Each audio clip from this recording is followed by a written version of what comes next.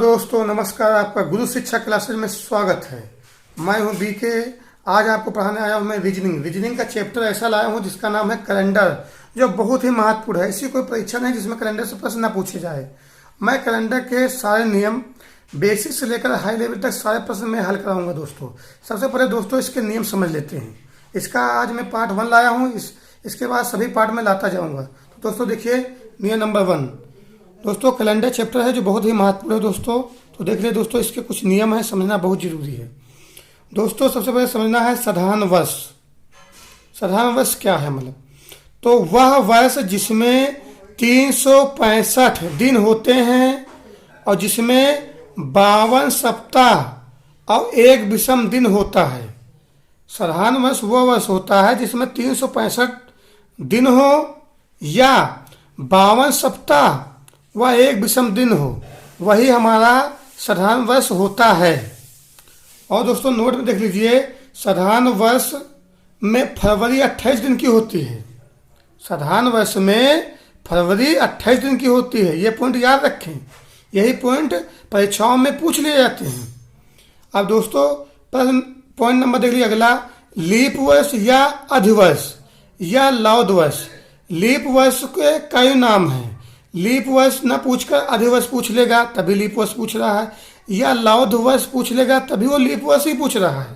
तो लीप वर्ष क्या है दोस्तों, ये समझना बहुत जरूरी है। वह वर्ष जिसमें 366 दिन, वह वर्ष जिसमें 366 दिन होते हैं उसे लीप वर्ष कहते हैं। तथा लीप वर्ष में 52 सप्ताह और 2 विषम दिन होते हैं।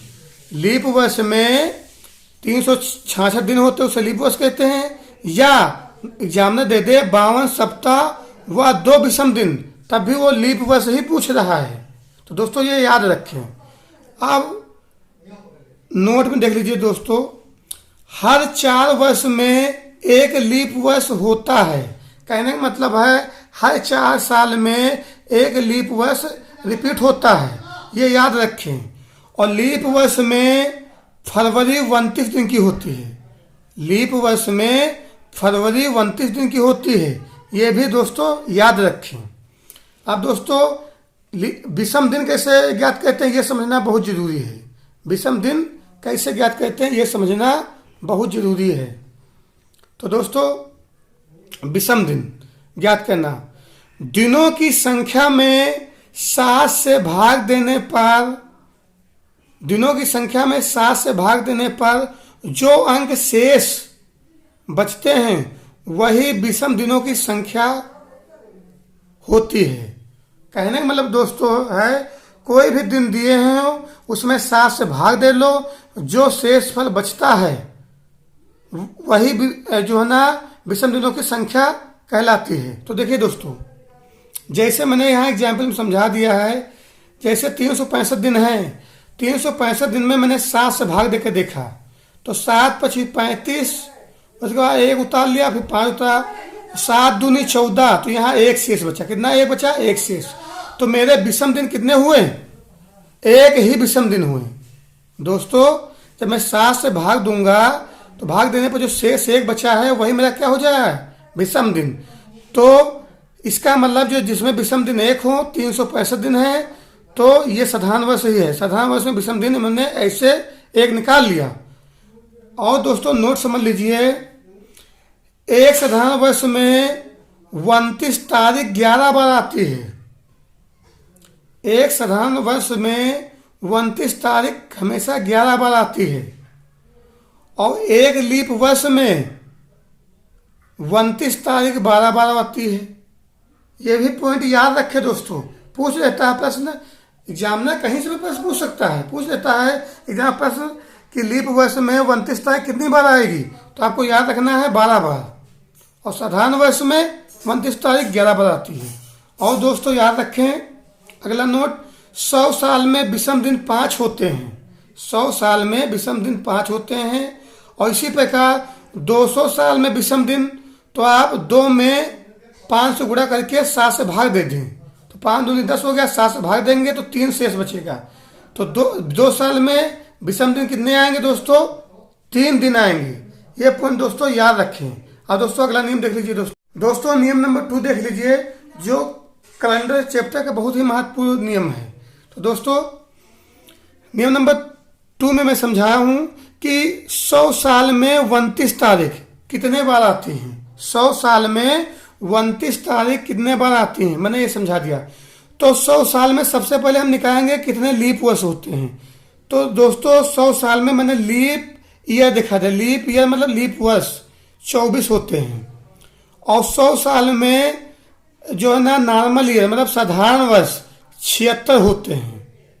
ये याद रखें, 100 साल में लीप ईयर 24 होते हैं और जो है ना दोस्तों 100 साल में साधारण वर्ष 76 होते हैं, ये याद रखें। उसका दोस्तों लीप वर्ष है, तो लीप वर्ष में मैं पहले बता चुका हूं कि 29 तारीख 12 बार आती हैं। तो 12 से मैं जब गुणा करूंगा 24 में तो दोस्तों आएगी 288। कितना आएगा दोस्तों, 24 में मैं 12 से भाग दूंगा तो कितना आएगा 288। अब 24 12 कैसे है मैं आपको बता चुका हूं कि 100 साल में लीप वर्ष 24 होते हैं और जो ना एक साल में 29 तारीख, एक साल में लीप वर्ष में 29 तारीख 12 बार आती है, इसलिए मैं 12 से गुणा कर दिया। अब दोस्तों 100 साल में साधारण वर्ष नॉर्मल ईयर मतलब साधारण वर्ष 76 होते हैं और ये जो 11 से मैंने गुणा किया है, एक साधारण वर्ष में जो है ना 29 तारीख 11 बार आती है, इसलिए मैं 11 से गुणा करूंगा। तो 11 से गुणा जब करूंगा तो 836 आएगा। तो दोस्तों इन दोनों को मैं जोड़ दूंगा तो दोस्तों 100 साल में दोस्तों 29 तारीख 1124 29 तारीख आएंगी। 100 साल में जो है ना 29 तारीख 1124 आएंगी, ये याद रखें दोस्तों। उसके बाद दोस्तों हम कुछ चार्ट समझ लेते हैं। चार्ट में भी मैंने समझा दिया है, वो भी आप समझ लें। कहीं से एग्जामिनर प्रश्न पूछ लेता है, आपसे पूछ लिया 100 साल में आपसे एग्जामिनर पूछ लेगा कि 29 फरवरी या लीप ईयर में 29 फरवरी या लीप वर्ष में पूछ लेगा 29 फरवरी, आपसे पूछ लेगा कितने आएंगे। तो 29 फरवरी लीप ईयर में ही होती है दोस्तों। साधारण ईयर में तो फरवरी 28 दिन की होती है। तो दोस्तों 100 साल में लीप ईयर 24 होते हैं और 400 साल में लीप ईयर 97 होते हैं।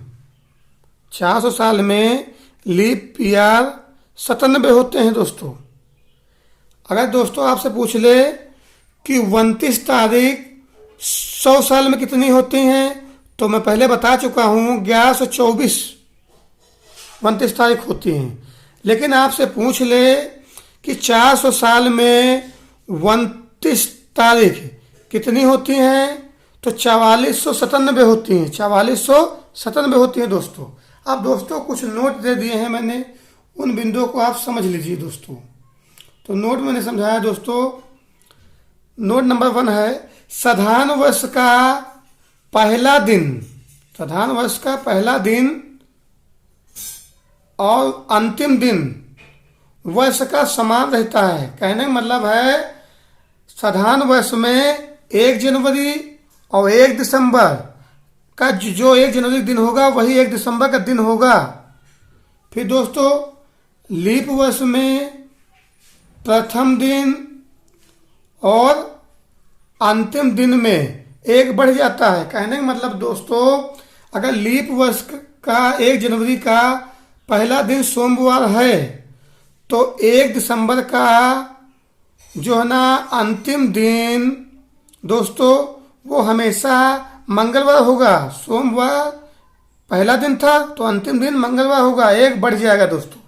तो दोस्तों अगर मेरा वीडियो आपको पसंद आया हो तो लाइक करें, शेयर करें, सब्सक्राइब करें दोस्तों। थैंक यू दोस्तों।